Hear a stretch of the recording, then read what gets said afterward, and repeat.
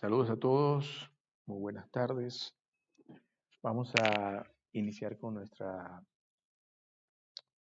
eh, meditación de la palabra del Señor. Aunque aparecen algunos textos allí, no los vamos a leer todos para tratar de acortar el tiempo. Y estoy subiendo un video que ya grabé porque pues me he visto impedido últimamente de poder descargar mis grabaciones en Facebook para subirla al canal de YouTube.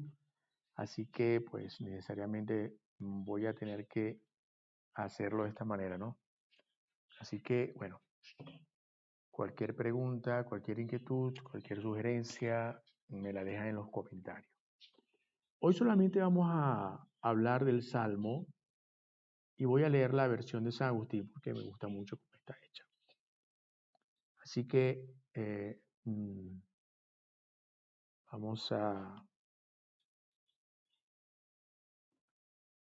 leer. Vamos a hacer una oración. Padre Santo, nos encomendamos en tus manos. Permítenos aprender, es la idea, para saber cómo pensar, cómo conducirnos, para poder agradarte, Señor.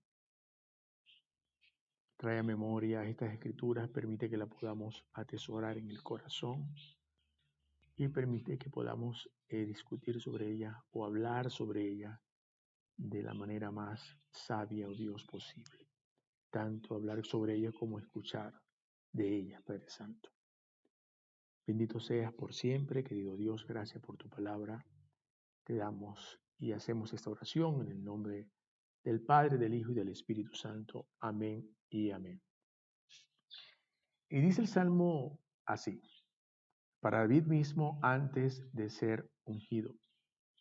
El Señor es mi luz y mi salvación. ¿A quién temeré?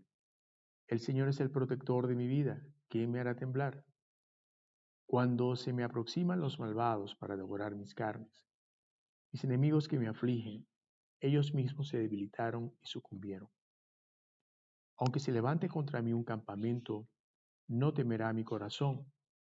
Aunque estalle una guerra contra mí, en esta yo esperaré.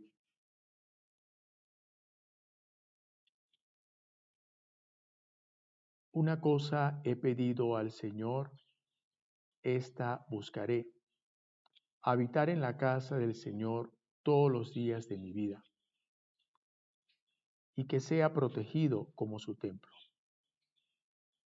Porque me ha escondido en su tienda en el día de mis desdichas, me ha protegido en lo oculto de su tienda, me ensalzó en la roca.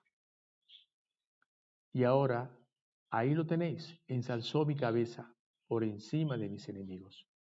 He hecho el recorrido alrededor y he inmolado en su tienda un sacrificio de júbilo. Cantaré y tocaré para el Señor. Escucha, Señor, mi voz con la que te he gritado. Ten piedad de mí y respóndeme. A ti te ha dicho mi corazón, he buscado tu rostro buscaré, Señor. No me ocultes tu rostro, no te alejes airado de tu siervo, sé tú mi auxilio, no me abandones y me rechaces, Dios, salvación mía, porque mi padre y mi madre me abandonaron, pero el Señor me acogió. Establece para mí una ley, Señor, en tu camino, y guíame por el sendero recto a causa de mis enemigos. No me entregues a las almas de los que me atormentan, pues se ha ensalzado contra mí testigos malvados, y la iniquidad se ha mentido a sí misma. Tengo fe en que veré los bienes del Señor en la tierra de los vivos. Ten paciencia con el Señor, compórtate como un hombre, ten paciencia con el Señor. Palabra de Dios, te alabamos, Señor. Ok, vamos a pasar al Evangelio. Y dice así el Evangelio del Señor en el capítulo 5 de San Mateo, en el verso 13. Vosotros sois la sal de la tierra, pero si la sal perdiere su sabor, ¿con qué será salada? Ya no sirve para nada, sino para ser echada fuera y hollada por los hombres. Vosotros sois la luz del mundo. Una ciudad asentada sobre un monte no se puede esconder, ni se enciende una lámpara y se pone debajo del almud, sino sobre el candelabro, y alumbra a todos los que están en la casa. Así alumbre vuestra luz delante de los hombres, para que vean vuestras buenas obras y glorifiquen a vuestro Padre que está en los cielos. No penséis que he venido para abrogar la ley o los profetas. No he venido para abrogar, sino para cumplir. Porque de cierto os digo, hasta que pase el cielo y la tierra, ni una jota, ni una tilde pasará de la ley, hasta que todo suceda. De manera que cualquiera que quebrante uno de estos mandamientos más pequeños y enseñe así a los hombres, será llamado el más pequeño en el reino de los cielos. Mas cualquiera que los haga y enseñe, éste será llamado grande en el reino de los cielos. Porque os digo que si vuestra justicia no fuere mayor que la de los escribas y de los fariseos, no entraréis en el reino de los cielos.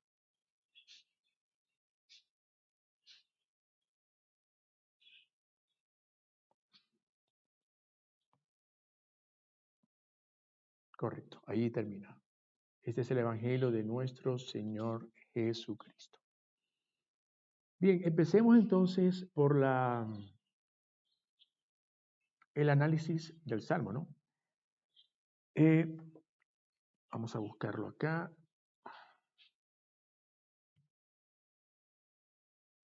Y el primer verso está hablando David antes de ser ungido como rey. A David lo ungieron dos veces, una vez delante de su padre, cuando lo ungió Samuel, en el tiempo en que Saúl pecó y desobedeció al Señor. Esa fue la primera vez que lo ungieron. Pero David no había compuesto un salmo antes de eso. Por lo tanto, no hay la posibilidad de que este salmo se refiera a esa primera unción. O antes de ser ungido se refiere a esa primera unción. La única opción que queda es cuando lo ungen como rey del pueblo, después de todas las persecuciones que sufrió a mano de Saúl. Entonces, la primera cosa que dice en el verso 1 es asociar iluminación con salvación. Y eso es bien interesante porque eso va a generar confianza. Es una expresión de confianza. ¿Quién temeré? ¿Quién me hará temblar? Fíjese el grado extremo de temor, ¿no? El Señor es el protector de mi vida, es el que me salva, y nosotros conocemos que la salvación, pues en el plano espiritual, tiene que ver mucho con la salvación de los pecados. Y el hecho de que hable de la luz es seguramente una referencia a la encarnación de Cristo, como dice el Evangelio de Juan, y él era la luz de este mundo, ¿no? ¿Por qué? Porque Él vino a mostrar al Padre, vino a revelarnos al Padre.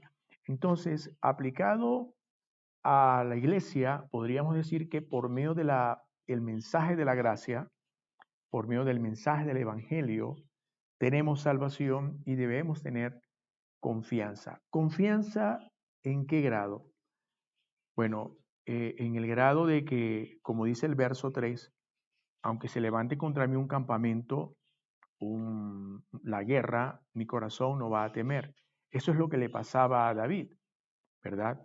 Aunque estalle una guerra contra mí, en esta guerra yo voy a esperar que la ayuda del Señor. Nosotros vivimos, pues, más que nosotros, o sea, la gente de antes, pues sí, creo que está más contextualizado.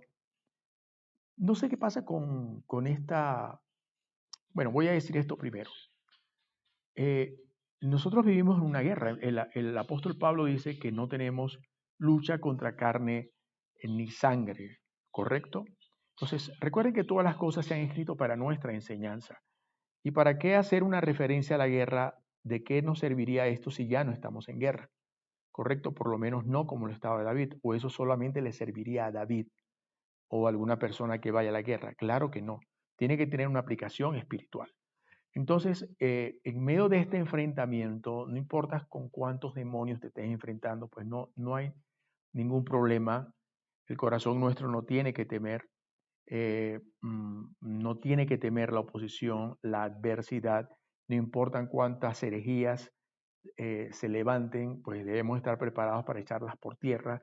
No importa cuántos enemigos se levanten en contra tuya, que siempre se van a levantar, tu corazón debe estar confiado. Esto no te está diciendo que no va a pasar nada. Esto lo que te dice es que tu corazón no deba temer.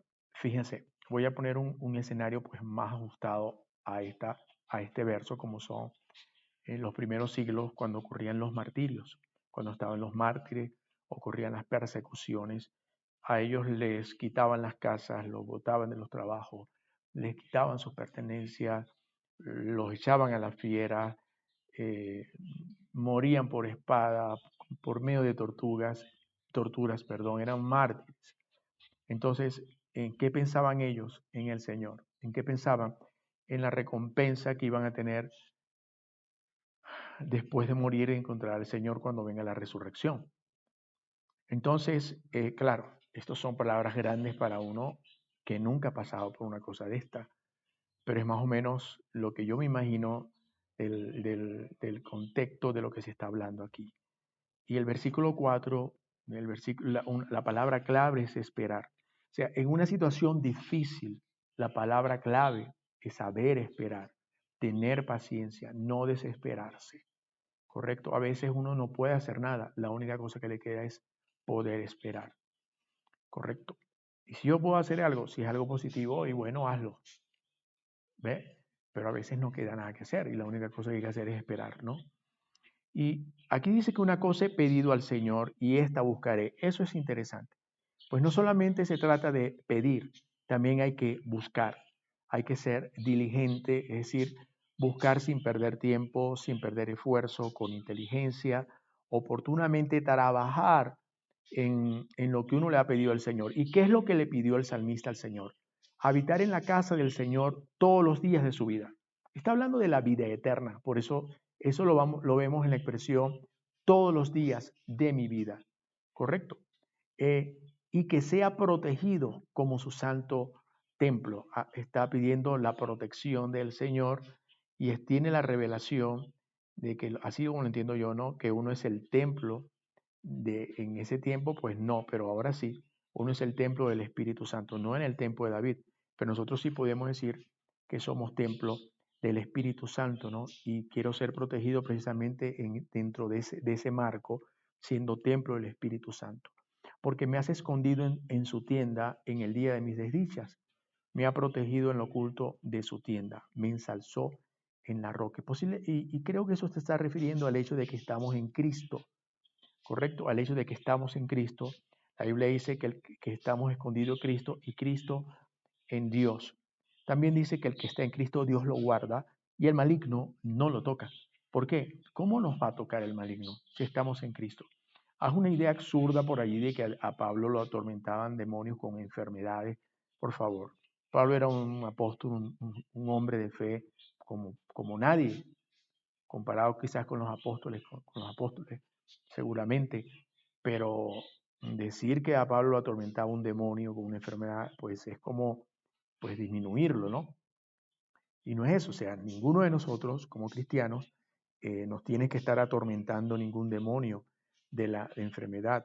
La Biblia dice que ninguna arma forjada contra nosotros prosperará y precisamente se está refiriendo a armas espirituales, ¿correcto? Porque podemos ver que a los cristianos los matan con armas, pero son armas carnales y lo que matan es la carne, pero no matan el alma, como dice el Evangelio, que debemos temer al que después de matar el cuerpo puede tirar nuestra alma en el infierno. Dice, no temáis a los que solo matan el cuerpo y después no pueden hacer nada, ¿no? Sino temed que después de matar el cuerpo puede tirar vuestras almas en el infierno. Entonces, esa profecía de Isaías, pues tiene que ver con algo espiritual. Así que el que está en Cristo, Dios lo guarda y el maligno no lo toca.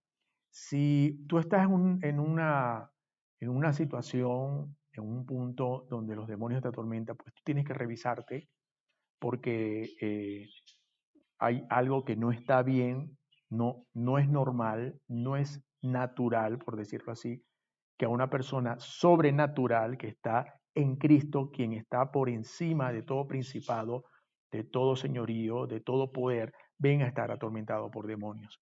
No está bien, está pasando algo que no debería estar pasando. Yo creo que hay que hacer una revisión de tu corazón, de tus pensamientos, qué cosas te pones a pensar, qué cosas te pones a planear, a maquinar, pero no debería por ningún motivo estarte pasando eso. No deberían los demonios atormentarte a ti. Deberías tú atormentar a los demonios, como le dijeron los demonios a Cristo. Hijo de Dios, ¿por qué nos atormentas antes de tiempo? Correcto. Y cuando dice el verso 6, y ahí lo tenéis, ensalzó mi cabeza, está hablando desde la perspectiva del cuerpo de Cristo. Recuerden que Cristo es la cabeza de la iglesia, correcto, por encima de mis enemigos. Dice que, ven, dijo el Señor a mi Señor, siéntate a mi derecha hasta que pongas a todos tus enemigos por estrado de tus pies, o sea, debajo de tus pies, debajo de tu señorío.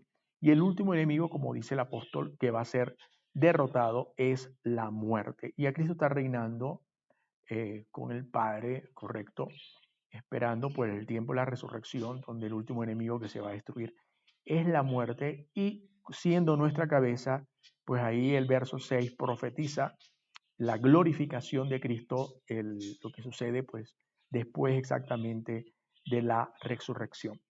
Aquí viene una parte donde dice, he hecho el recorrido alrededor y he molado en su tienda un sacrificio de júbilo. Cantaré y tocaré para el Señor. Bien interesante, porque los sacrificios en el tiempo de la ley, que es cuando vivía David, eran sacrificios sangrientos, eran sacrificios de animales, de toros, de becerros, de terneros. Entonces ya hemos dicho que el mismo Señor en Isaías expresó con claridad el profeta, por medio del profeta, que no le agradaban los sacrificios que estaban prescritos según la ley. ¿Correcto? Pero esto lo voy a dejar eh, según la ley que él le dio a Moisés por medio de ángeles, ¿no? Pero que ellos entendieron mal. Y esto lo voy a desarrollar un poco más en el Evangelio, voy a adelantar un poco.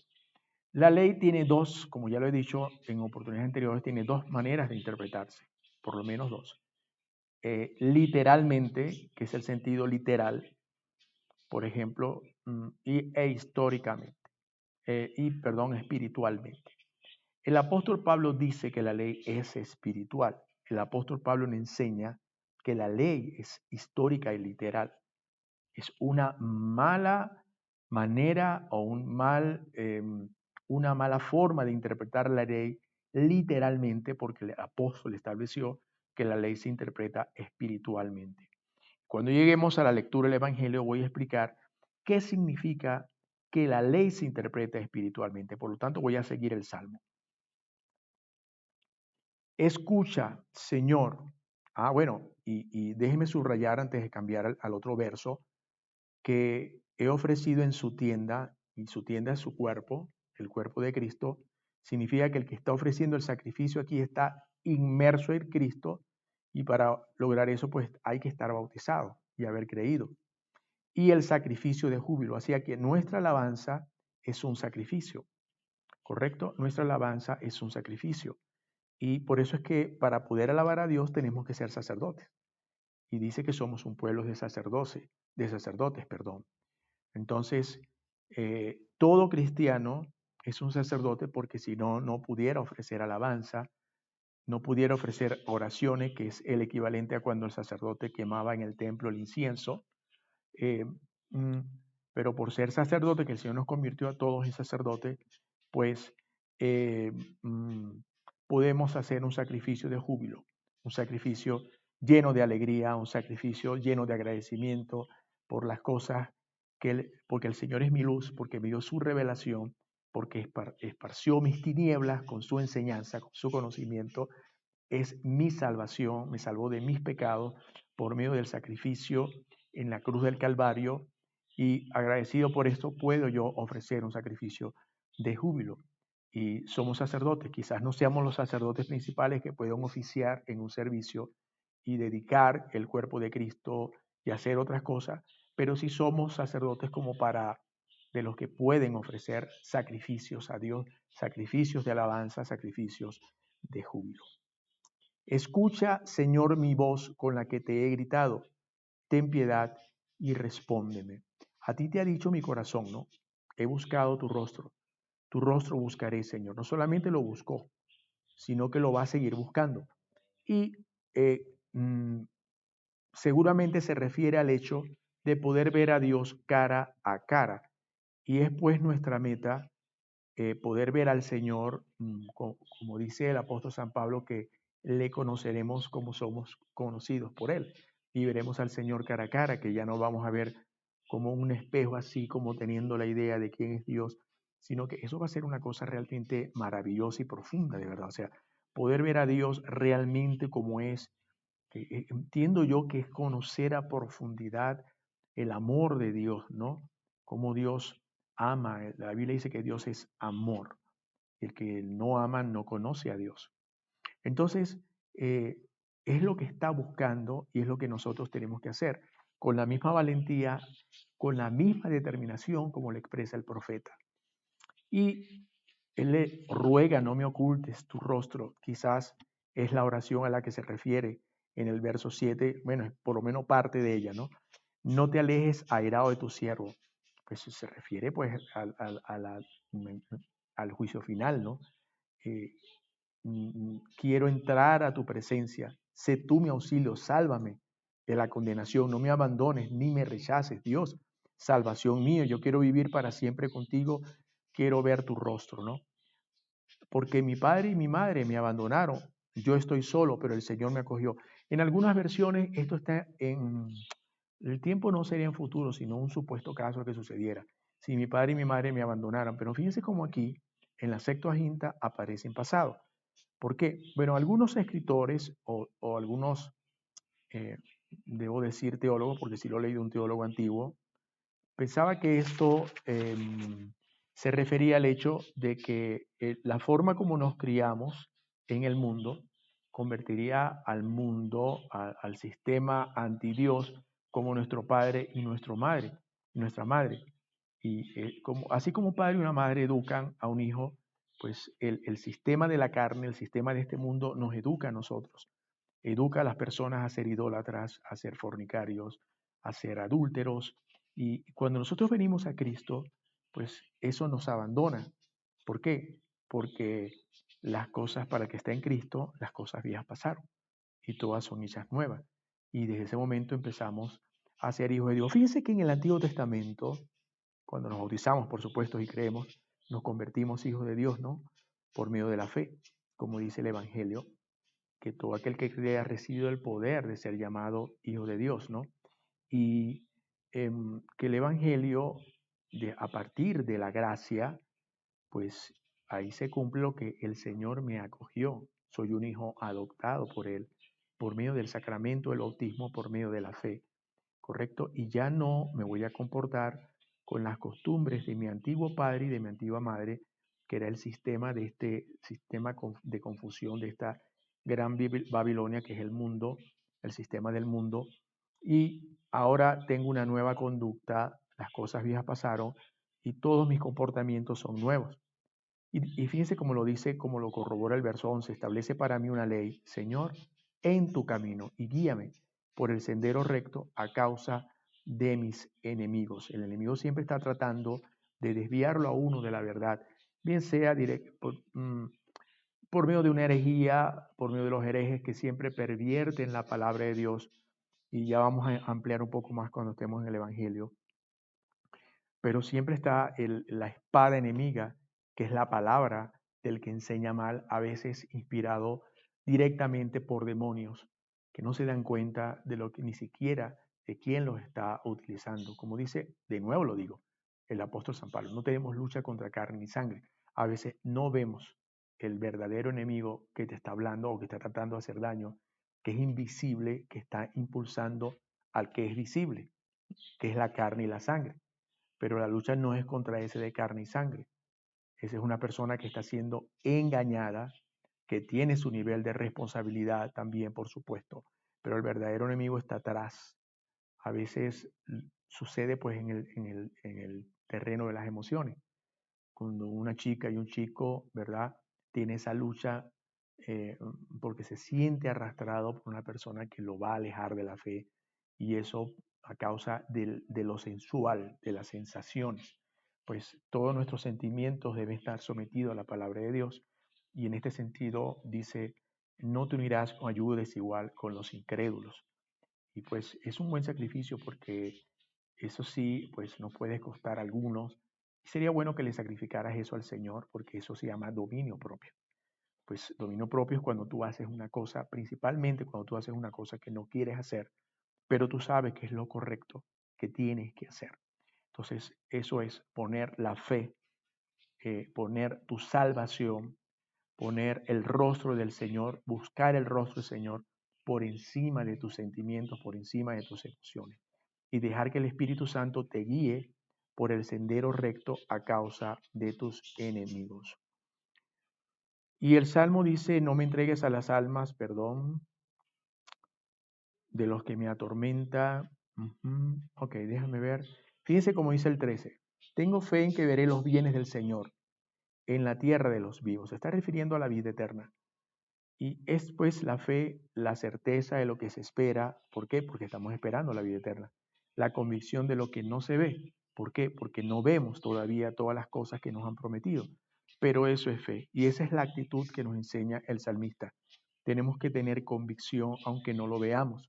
Como, como si lo estuvieras viendo. Así como ver la salvación, ver lo que viene como tú estás viendo este video. Y saber, tener convicción, seguridad de que es tan real como es real el video que tú estás viendo o algo que tú estés viendo, ¿no? Esa es la fe. Y luego vuelve a decir, ten paciencia con el Señor. Es lo mismo que espera en el Señor. Fíjense en la columna izquierda, dice espera en el Señor. Compórtate como un hombre. O sea, sé valiente y fortalece tu corazón. Compórtate como un hombre firme, determinado a hacer el bien, determinado a obedecer al Señor, determinado a no mancharte con la maldad de este mundo, determinado a alcanzar a poder ver a Dios cara a cara, ¿verdad? Corriendo la buena carrera, como lo dice el apóstol San Pablo. Vamos a pasar ahora a la lectura del Evangelio, ¿no? Hermoso el Salmo de verdad, de verdad. Valentía, comportarnos a la altura. En ese sentido, yo diría cómo es una nueva generación que se está levantando, que algunos se quitan hasta la vida porque los critican, porque les dicen esto y les dicen lo otro. Se ha levantado, no me quiero incluir, se ha levantado una generación de jóvenes que son débiles, en su condición, no saben escuchar una crítica, no saben escuchar una corrección, son incapaces de rectificar, de escuchar a sus padres cuando los están corrigiendo. Esa es pues, la que se parece a muchos de los muchachos de hoy en día. Les están corrigiendo y sienten que los están destruyendo, ¿no? Pues hay cosas que te destruyen, que si no te las dicen, pues ahí sí sería algo feo y algo malo de parte de tus padres. Si tu padre te está aconsejando y a lo mejor tú no lo entiendes, tú tienes que primero pensar el propósito de tu padre. Tus padres no te quieren destruir, tus padres te quieren instruir, ¿correcto? Entonces hay que tener oído, hay que saber escuchar. La fe viene por el oír y el oír la palabra de Dios, y eso es lo que nos da vida. Cuando trancamos el oído, trancamos el canal por donde la vida entra, ¿no? Entonces, a veces sucede que pues, no tenemos oído para escuchar un buen consejo. Y eso no solamente le sucede a los jóvenes, eso le sucede a jóvenes, adultos, a viejos, bueno, a mayores. Y hay que ser sabios en ese sentido de saber cuándo hay alguien con una palabra. Porque así como hay gente que te habla del parte de las tinieblas, pues también te vas a encontrar gente que te habla de parte de Dios. ¿Correcto? Bien, ahora, claro, tú tienes que tener buenas compañías. No se equivoquen, las malas compañías corrompen las buenas costumbres. Cuando tú identificas que alguien es una mala compañía, pues él no tiene por qué estar contigo. es una mala compañía. Está llamado a corromperte, ¿correcto? Así que por cuidar tu salvación, como dice la Biblia, cuidad vuestra salvación con temor y temblor, por querer ver el rostro de Dios, pues tú necesitas tomar una decisión y alejarte de esa persona si es que te hace, si te sirve de motivo de caída. Porque si te sirve de motivo de caída, ahí aplica lo que dice el Evangelio, que, que si tu ojo, tu pie o tu mano mm, mm, te, te, te, te escandaliza, te sirve para caer, pues es mejor que te lo cortes. No está hablando del pie de la mano ni del ojo, o que te lo saques, ¿no? No está hablando del ojo físico ni de esta mano con que tú agarras las cosas. Está hablando de personas que quizás son para ti como un ojo o como una mano o tan importante como un pie para el camino de la vida o para el obrar como es la mano o para ver las cosas. No, está hablando de personas, o sea, y manda a romper la comunión con personas que son motivos de caída, que no nos permiten estar firme en los caminos del Señor. Entonces ahí tienes que tomar una decisión. Y no erréis, las malas conversaciones corrompen las buenas costumbres. Bien, voy a pasar entonces al Evangelio. Y del verso 13 al verso 16, explica a los apóstoles y les dice que ellos son la sal de la tierra y la luz del mundo. ¿Por qué llama a los apóstoles la sal de la tierra? Porque la sal preserva. La función principal de la sal es preservar a lo que tú se las echas, alimentos, darle sabor para que cuando se saboree, pues sepa bien, sea gustoso, ¿no? Pues eso es lo que hace la revelación del misterio oculto de las edades que nos vino, que estaba escondido en el Antiguo Testamento, doctrinas de la iglesia escondidas en el Antiguo Testamento, verdades de Cristo, profecías de la pasión, profecías sobre Cristo, sobre la iglesia también, que estaban escondidas en el Antiguo Testamento, enseñanzas hermosas que vinieron a ser reveladas por medio de los apóstoles. Ya apóstoles no hay. Escucha con atención. Los apóstoles y los profetas del Antiguo Testamento fundaron la fe. Lo que ellos escribieron, pues, es lo que forma parte de nuestro Nuevo Testamento. Porque un apóstol se supone que es alguien que te habla directamente lo que Dios le dijo a él. Tenía una comunicación, un canal directo con Dios. Y eso era lo que pasaba con los apóstoles. Los apóstoles duraron pues unos años con el Señor aprendiendo de él. Y cuando transmitieron lo que el Señor les enseñó. Ni agregaron ni quitaron. Y el apóstol San Pablo, pues lo que le reveló el Espíritu Santo. Y eso es una cosa que el apóstol San Pablo hizo con él. Perdón, que el Espíritu Santo hizo con el apóstol San Pablo, pues no ocurre con ningún otro más. No de la manera exacta, profunda, ni de cerca, ¿no? Como ocurrió con el apóstol San Pablo. Y ellos fueron los que, explicando qué querían decir muchas cosas en el Antiguo Testamento, pues vinieron a traer la iluminación y a aclarar todo lo que se tiene que ver con la salvación del alma, con el perdón de los pecados, todo lo que es la doctrina de la salvación, el sacrificio de Cristo y todo eso. Entonces, ustedes son la luz del mundo, ¿no? Y no se pueden callar. Recuerden que venía hablando de las bienaventuranzas antes de esto. Y él cierra las bienaventuranzas diciéndole a los discípulos, principalmente a los apóstoles, los peligros, las torturas, los maltratos que van las persecuciones que van a sufrir. Y ahora le dice, ustedes no se pueden callar. ¿Por qué? Porque le está diciendo, a pesar del peligro que les advertí, ustedes no se pueden callar. Entonces, por eso dice, no se enciende una lámpara, como dice el 15, para esconderla, sino que se pone en su base. Los candelabros eran las bases de las lámparas, ¿no? Y alumbran a todos los que están en la casa. La casa es como el mundo, ¿verdad? Claro, los que creen, ¿no? Los que creen son los que son alumbrados, ¿correcto? Por medio de la predicación de los apóstoles. Así lumbre vuestra luz delante de los hombres para que vean vuestras buenas obras. O sea, no solamente la predicación. Por eso que decía, ustedes son la sal de la tierra, pero si la sal pierde su sabor, o sea, si ustedes después empiezan a negar lo que predican con su forma de actuar, pues ya no van a salar, no van a dar sabor a este mundo, no van a iluminar este mundo, no se puede hacer nada con ustedes. Los hombres se van a burlar de ustedes, van a decir, bueno, este no era el que predicaba la santidad y mira lo que está haciendo ahora, este no era el que predicaba que, que, que Cristo lo iba a salvar y mira cómo está viviendo de mala manera, yo vivo mejor que él, qué sé yo, qué cantidad de cosas pueden decir las personas que son enemigas de la fe. Entonces, Cristo les advierte a los apóstoles.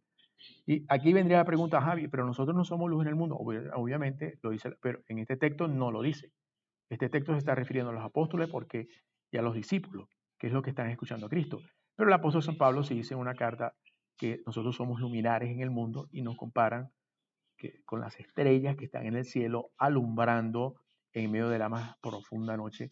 Eso significa que en medio de este mundo tan depravado y perverso, el cristiano es una luz que alumbra al que está alrededor de él y al que se deja alumbrar, por supuesto. Claro, está refiriéndose a las buenas obras para las que dice el apóstol San Pablo que que estaban preparadas para nosotros antes de la fundación de la tierra. Esa es la primera parte del Evangelio. La segunda parte es que no penséis que he venido, el verso 17, ¿no? A abrogar a la ley o los profetas. No he venido para abrogar, sino para cumplir. Esto hay que explicarlo bien, porque alguien se puede confundir. Y aquí es donde lo que dije que significa, que iba a explicar qué significa que la ley es espiritual. Que la ley es espiritual, lo que significa que debe entenderse espiritualmente. El ejemplo que siempre pongo, ya para terminar, porque esto es lo último, ¿verdad?, que vamos a hablar por el día de hoy. El ejemplo que siempre pongo, en una parte de la ley dice, no pondrás bozal al buey que trilla. Y literalmente los judíos entienden eso. Si usted lo entiende literalmente, significa que si usted tuviese un campo donde tiene un buey arando, bueno, ya eso todavía existe. Sí, sí existe. No existe como antes, pero todavía existe. Bien. Pues no le ponga bozal porque mientras el buey va trillando, él va metiendo el hocico en la tierra, en los surcos y va comiendo, encontrando mazorcas, encontrando comida que queda allí, ¿no?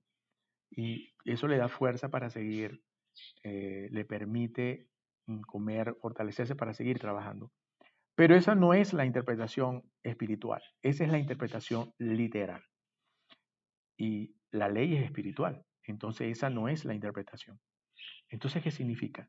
Pues el apóstol San Pablo nos explicó que no pondrás bozal al buey que trilla, significa que cuando una persona mm, mm, está trabajando para el Señor, pues él debe ser sustentado por el mismo terreno.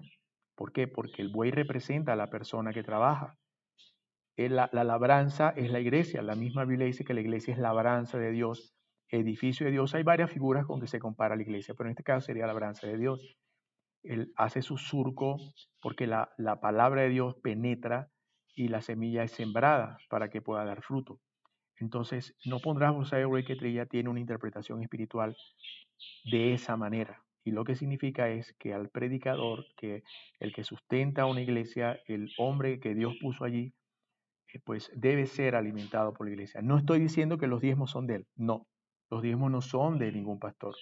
Los diezmos lo da la iglesia y de los diezmos el pastor se alimenta, pero no solamente él, o el sacerdote, o el obispo, pero también están las viudas, las que realmente son viudas, los huérfanos y todos los que tengan necesidad en la iglesia, necesidad real, correcto, pero ese no es el tema. Entonces, ese es otro ejemplo de que la ley es espiritual. El pueblo de Dios, bueno, en este caso, el libro del Éxodo tiene una historia anotada cuando el pueblo de Dios atraviesa el Mar Rojo y es sumergido dentro del mar en cierta forma y pasa por un camino nuevo y es librado de sus enemigos. El apóstol San Pablo nos enseña que eso representa el bautismo. Entonces, eso está escrito allí para nuestra enseñanza, para que la gente entienda que para poder ser librado de los que te cautivan, porque es una historia que está en los primeros capítulos de Éxodo, atrás venían los egipcios persiguiendo al pueblo de Israel que venía huyendo de sus cautivadores, eh, que eran los egipcios, y lo mejor del ejército de Faraón, ¿verdad? Venía detrás de los israelitas, pero eso murió en el agua del Mar Rojo. ¿Cuál es la enseñanza espiritual como la deja ver el apóstol San Pablo? porque la ley es espiritual, recuerda, la ley no es literal, es espiritual. Y fíjese que estamos hablando de una historia, ¿ve? Algo que tiene un carácter histórico y sin embargo el apóstol San Pablo le da una interpretación espiritual. Significa que en las aguas del bautismo, solo puedo decir unas pocas cosas, lo mejor que tenía el diablo para mantenernos cautivos pereció en esas aguas. Ya cuando sale del otro lado, el pueblo de Israel canta victoria, se regocija de alegría, porque donde está el Espíritu de Dios, allá hay libertad. Y el Espíritu de Dios viene sobre nosotros cuando somos bautizados. Y ahí está la enseñanza espiritual. Ahora, hay que tener aquí un punto de equilibrio que voy a introducir acá. Y es que yo tampoco puedo inventar cuál es el sentido espiritual de una ley. Lo que me queda es escudriñar, revisar. Yo lo que hago es revisar documentos antiguos de los primeros siglos. Mientras más viejito, mejor. Mientras sean antenicenos, pues tienen más fuerza. Pues en los primeros siglos, o el primero y el segundo siglo, la mayoría de los escritores, pues casi no teologaban, sino que eran transmisores de los que aprendían de sus maestros. Empezaron a aparecer los teólogos y luego se empezó a perder un poco, pues uno no puede ver claramente dónde está el teólogo hablando y dónde está la tradición que viene de los apóstoles, de la enseñanza de los apóstoles, que fue principalmente oral, ¿correcto? Se hace un poco más difícil, pero mientras más uno eh, regresa, ¿verdad? Se acerca más al primero, al segundo siglo, pues son enseñanzas pues con más posibilidad de ser 100% asertivas. Bien, entonces nos queda entonces buscar en esos escritos, pues ver si en alguna parte encontramos qué pensaban esos escritores santos, esos hombres de Dios acerca de algunas partes de la ley y todo eso. Entonces, por eso es que se entiende que Cristo no vino a abrogar la ley, porque la ley, como nos suena en el oído, son los sacrificios y todas esas cosas, y esa es la ley literal, esa es la ley literal. Pero la ley tiene un sentido espiritual más profundo que se parece a lo que hemos dicho ahorita. Pues Cristo vino a reafirmar eso y eso es lo que vemos en los versos siguientes que va a ser el tema. Posiblemente del... A ver. Sí, va a ser el tema del próximo domingo. Entonces, la ley muchas veces no dice lo que tú lees, sino que dice algo espiritual. Y a eso se refiere Cristo, al verdadero sentido de la ley, que es el que siempre dio a entender que no es el que entendieron los judíos, que no es el que entienden los legalistas. Atención, la ley como lo entienden los judíos gira alrededor del templo y el templo lo destruyeron. Es imposible guardar la ley, guardar un día porque la ley lo establece, porque ya no hay templo. No puedes ofrecer un sacrificio porque ya no hay templo. ¿Correcto? Y si hubiese templo, pues no tiene los elementos que estaban en el templo completo, no tiene los elementos que estaban en el lugar santísimo. No hay manera de hacer eso. Entonces hay gente por allí legalizando, tratando de volver a la ley según la letra, pero la Biblia dice que la letra mata, más el espíritu da vida. Si algo te pareció confuso con respecto a lo que estamos hablando, pues déjame allí una nota y trataré de explicarlo, ¿no? Bueno, en este sentido es la ley espiritual y en este sentido no es que Cristo está diciendo, no, hay que seguir haciendo los sacrificios. En realidad la ley nunca quiso que se le ofrecieran sacrificios de animalitos. El mismo Isaías lo dice. ¿Quién demandó de ustedes estas cosas? Ahí a los judíos, oye, se les reventó la mente cuando Dios le dice eso, porque ellos pensaban que estaban en el centro de la ley cuando ofrecían un sacrificio. Cuando hacían el Yom Kippur, cuando hacían esas leyes, pues no habían entendido la parte, ni muchos de ellos la entienden hasta el día de hoy, que la ley es espiritual y que no era exactamente eso lo que quería decir. Así que tengamos cuidado, no nos deslicemos, porque la ley no es literal, la ley es espiritual. Tampoco eh, creamos cualquier alegorización que alguno pudiera traer. Toca investigar bastante y el que dio la ley, pues también dio la interpretación. No podemos nosotros inventarla. Bien, hermanos queridos, hasta aquí sería la enseñanza de hoy. La revelación la recibió la iglesia. La autoridad se le quitó a Israel sobre la Biblia y se le entregó a la iglesia sobre el reino y se le entregó a la iglesia. Eso lo puede encontrar usted en el Evangelio, ¿correcto? Así que recibamos de la iglesia cualquier bendición, cualquier enseñanza. Es nuestra fuente. No tenemos que recibir nuestra bendición, nuestra enseñanza de ningún otro lado, sino de la iglesia, de la tradición apostólica, de lo que los apóstoles enseñaron. Y eso es, hermano querido, y ya con esta me despido, que la bendición de Dios Todopoderoso, Padre, Hijo y Espíritu Santo, desciendan sobre nosotros y permanezcan en nosotros. Amén y amén. Aclaro, cuando hablo de la iglesia, estoy hablando de la verdadera iglesia de Cristo, no estoy hablando institucionalmente de una iglesia. Eh, Creo que en este tiempo, pues, la verdadera iglesia de Cristo sí muchas veces son partes de instituciones, pero lo que quiero decir es que hay instituciones que se abrogan, ¿verdad? Que se arrojan, que se toman ese derecho para decide ser llamado la iglesia del Señor. Y bueno, a veces hay que meterle la lupa para ver si es verdad eso que están diciendo. A eso me refiero. Que el Señor les bendiga profundamente y a todos y nos vemos en la próxima reunión digital, en la próxima entrega.